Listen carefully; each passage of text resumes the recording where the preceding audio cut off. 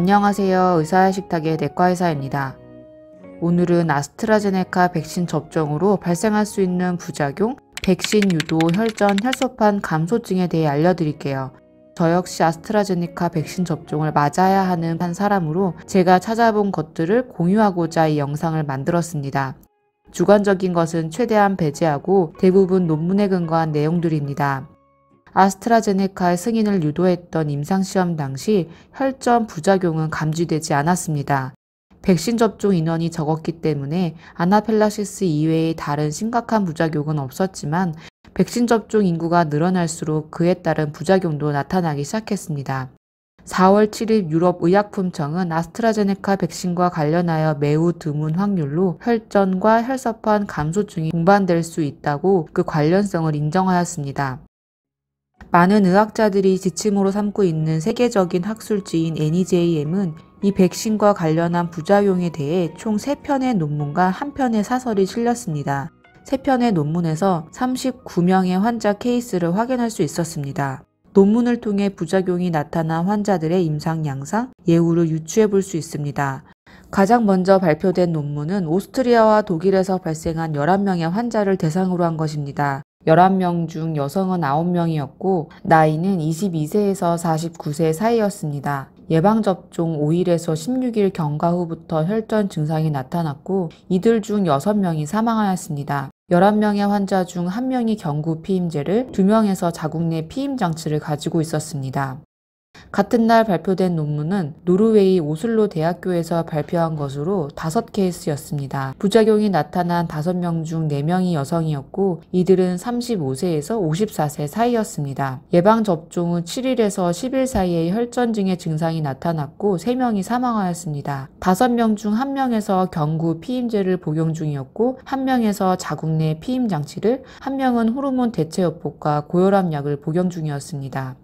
가장 최근에 보고된 케이스는 영국에서 나온 논문으로 보고된 환자 수는 23명으로 가장 많았습니다. 이 중 14명이 여성이었고 21세부터 77세까지 다양하였지만 중위 연령은 46세, 즉 환자 중 70% 이상이 50세 미만의 젊은 사람이었습니다. 증상은 백신 접종 6일에서 24일 사이에 나타났습니다. 환자 중 7명, 30%가 사망하였습니다. 대부분 건강한 사람들이었고 단 1명에서 과거에 심부정맥 혈전증의 과거력이 있었고 1명은 경구 피임약을 복용 중이었습니다. 논문에서 보고한 백신 관련 혈전 부작용은 다음의 3가지를 만족하는 경우를 말합니다. 백신 접종 후에 혈전증과 함께 혈소판 감소를 보이는 것입니다. 백신 접종 후 혈전과 혈소판 감소가 나타나는 새로운 형태의 증후군이었습니다. 백신 접종 5일에서 24일 사이에 지속적인 복통, 두통, 신경학적 증상들이 나타난 이들은 50세 미만의 여성이 많았고 대부분 건강하고 내과적으로 안정된 상태였습니다. 드물게 이전에 혈전의 위험성이나 혈전 응고 성향이 있던 분들이 있었고 몇몇은 에스트로겐 호르몬 대체요법과 경구 피임제를 복용 중이었습니다. 환자들의 혈전은 일반적이지 않은 곳에 한 사람에게 여러 군데에 발생되었습니다. 뇌정맥 혈전, 문맥정맥이나 내장정맥, 이외에도 심부정맥, 폐색전증 혹은 동맥 혈전증이 나타나기도 하였습니다. 평균 혈소판은 2만에서 3만 정도였고 혈전 관련 인자인 디다이머와 피브리노겐은 감소해 있었는데 이는 전신적으로 혈액 응고가 활성화되고 있음을 의미하는 것입니다. 전체 환자의 40%에서 사망했는데 그 이유는 허혈성 뇌손상 출혈 때문이었습니다. 이들은 백신 관련 부작용을 백신 유도 면역 혈전 혈소판 감소증으로 명할 것을 권하였습니다. 이러한 백신 유도 혈전 혈소판 감소증은 헤파린 유도 혈소판 감소증의 기전과 유사할 것으로 생각합니다. 헤파린은 심장이나 혈관 수술 후 혈액 투석 중에 사용하는 약물로 헤파린 치료 시작 후 5일에서 10일 사이에 혈소판 수치가 감소하는 질환입니다. 헤파린 투여 후 혈소판 표면의 혈소판 인자에 대한 자가양체가 발생하여 혈소판을 활성화시켜 혈전을 형성함과 동시에 혈소판이 감소하는 질병입니다. 이런 기전으로 이들에서는 혈소판 인자 헤파린 복합체에 대한 자가항체가 확인됩니다. 하지만 백신 관련 혈전 환자 대부분은 이런 헤파린을 투여하지 않았음에도 혈소판 인자에 대한 자가항체가 확인되었는데요. 백신 접종으로 유발된 항체가 혈소판을 활성화시켜 혈전을 유발하고 혈소판 수를 감소시키는 것으로 추측하고 있습니다. 따라서 백신 유도 혈전 혈소판 감소증에는 앞서 설명한 3가지 조건과 혈소판 인자에 대한 항체가 확인됩니다. 이러한 부작용이 나타날 확률은 얼마나 될까요? 3개의 논문을 리뷰한 사설에서는 이런 치명적인 부작용은 나타날 확률이 매우 드물다고 강조합니다. 10만 건당 1건으로 추정하고 있습니다. 일반적으로 백신과 관련이 없는 뇌정맥동 혈전의 발병률은 10만 명당 0.2에서 1.5명 정도인 것을 생각하면 이건 분명 흔하게 나타나는 부작용이 아닌 것은 확실합니다. 일부에서는 100만 건당 5명꼴로 발생한다고 보고하는 곳도 있으나 이는 접종 인원과 발생하는 부작용의 환자 수에 따라 유동적입니다. 최근 영국에서는 이런 심각한 혈전이 발생할 위험이 25명당 1명에서 2주 만에 12만 명당 1명으로 상승했다고 발표하였습니다. 아무래도 어느 정도 시간이 지나야 혈전 합병증에 대한 보다 완전한 그림이 나타날 것으로 생각됩니다.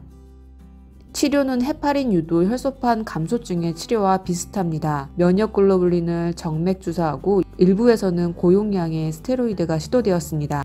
헤파린은 상태를 악화시킬 수 있기 때문에 헤파린 이외의 항응고제 사용을 추천하였습니다. 앞서 보고된 3개의 논문에서 사망률이 매우 높았는데 논문에서는 치료 가이드라인을 제시하면서 백신 관련 사망률은 감소할 것이라고 기대합니다.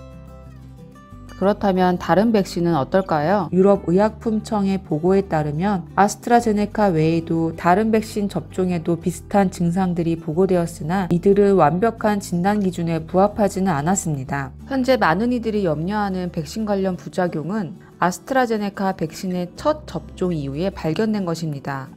이스라엘에서는 400만 명 이상에서 화이자 백신이 접종되었지만 이와 같은 희귀한 사례는 보고되지 않았습니다. 이런 중대한 부작용이 있음에도 백신을 접종했을 때의 이득이 코로나에 걸려 치명적인 부작용이나 후유증을 겪을 위험성보다 더 높기 때문에 전문가들은 백신 접종을 독려하고 있습니다. 다만 부작용의 연관성이 밝혀진 만큼 나라마다 백신 접종의 연령에 제한을 두고 있는데요. 혈전 관련 백신 부작용이 대부분 젊은 연령에서 발생하였고 젊은 연령에서는 코로나19의 감염 위험성이나 치명률보다 백신의 부작용이 더 치명적이기 때문입니다. 논문을 발표한 독일에서는 현재 60세 이상에서만 백신 접종을 권고하고 있습니다. 노르웨이에서는 1차 백신 접종 이후에 혈전 관련 부작용 문제가 발생하여 백신 접종이 전면 중단되었습니다. 영국에서는 30세 이상에서만 권고하고 있습니다. 우리나라는 현재 영국과 마찬가지로 30세 이상에서 이 아스트라제네카 백신의 접종을 권고하고 있습니다. 논문을 통해 알 수 있는 건 다음과 같습니다. 예방접종 후 5일에서 24일 사이에 혈소판 감소증이 동반된 혈전증이 나타날 수 있습니다. 백신과 관련한 심각한 혈전증은 하루 이틀 사이에 발생하지 않습니다. 짧게는 5일, 길게는 24일 내에 발생합니다. 확률은 10만 분의 1로 매우 드물게 발생합니다. 보고된 환자 대부분은 50대 이하의 젊은 여성이었습니다. 백신에 대한 자가면역 반응의 일종으로 위험 요인은 아직까지 밝혀진 바가 없습니다. 4월 27일 식약처에서는 이 백신 접종에 주의사항을 추가하였습니다. 과거 백신 접종 후 혈소판 감소증과 혈전증을 경험한 경우에는 이 백신 접종을 금지할 것을 권하였습니다. 또한 이전에 흔하지 않았던 부위의 혈전증, 헤파린 유도 혈소판 감소증, 혈전에 위험 인자가 있는 사람에게는 신중하게 투여해야 한다고 하였습니다. 백신 접종 후의 주의사항에 대해 알려드릴게요. 접종 후 하루 이틀 내에 발생하는 몸살, 두통은 정상적인 면역 반응으로 지켜보시면 됩니다. 하지만 다음과 같은 증상이 지속적으로 나타날 때에는 검사가 필요합니다. 혈전의 발생 부위에 따라 여러 가지 증상이 나타날 수 있습니다. 접종 후에도 일주일 이상 심한 두통이 지속되거나 발작, 흐릿한 시야, 복시, 편마비, 언어, 감각장애 등의 신경학적 소견이 나타나면 뇌정맥동 혈전증, 뇌졸중 등의 의심소견입니다. 지속적인 복통은 내장정맥 혈전증을 암시합니다. 호흡곤란, 흉통은 폐색전증 또는 급성 관상동맥 증후군을 의심할 수 있습니다. 하지의 부종, 발적, 창백 또는 차가움은 심부정맥의 혈전증을 암시하는 소견입니다. 접종 부위 이외의 피부에 멍이 쉽게 들거나 작은 점상 출혈이 관찰되면 혈소판 감소증을 의심할 수 있습니다.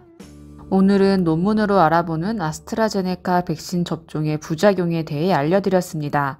오늘 내용이 도움이 되셨다면 좋아요와 구독 버튼은 제게 큰 힘이 됩니다. 오늘도 건강한 하루 보내세요. 시청해주셔서 감사합니다.